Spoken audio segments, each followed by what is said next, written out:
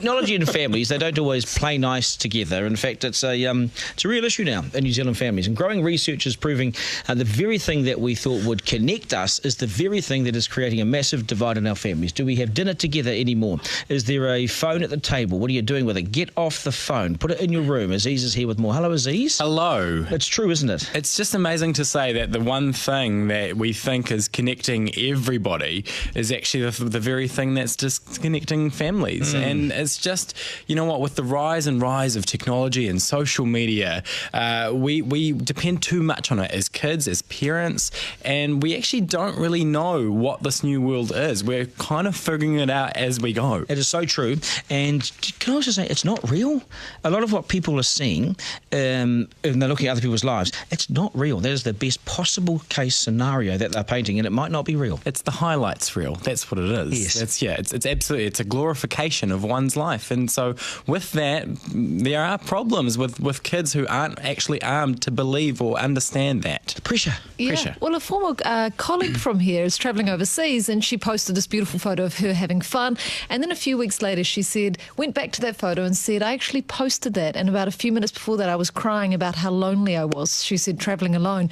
But in that image, all her friends are so envious. She looks like she's having a ball. And it is. You tell people what you want them to see and hear. Generation Z, Generation X are the loneliest generations because we actually thought that the elderly generation was the loneliest, but a new study came out and said no, it's actually Generation X because... So which ones are they? So Generation X is like mid-90s to mid-2000s. That's you, isn't it? No, I'm just before that, so I'm a millennial. But these are, the 24-year-olds and under, because basically. They don't know how to engage, actually have a proper conversation. Fine on social media when they have time to think and create this sort of fake life, but in real, in everyday existence, they don't know how to do that engagement. And the problem with that is that parents actually assume that they are engaging because they've got all these friends, all these followers, they're always on their phones. So I've got three areas of this. The first one is the children's absorption into technology. That's exactly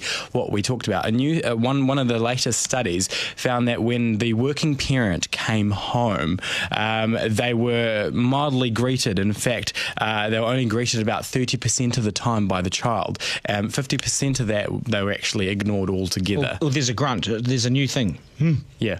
Hey, here I am. The second thing is digital immigrants. So this is the problem with having digitally savvy kids is that you as a digital immigrant, the parent, don't really understand what they're doing, how they're conducting themselves online, and so you lose that ability to actually be the teacher, the guide in your kid's life, because all of a sudden they know more about it than you do. And finally, the other thing is that tech independence. And so you can trust that your kids have this complete tech independence when it comes to their use of social and digital technologies.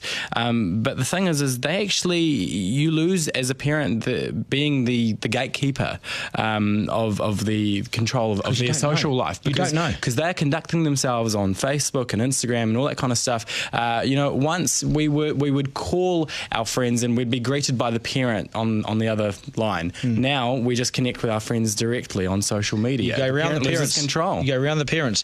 Why wasn't that available nowadays?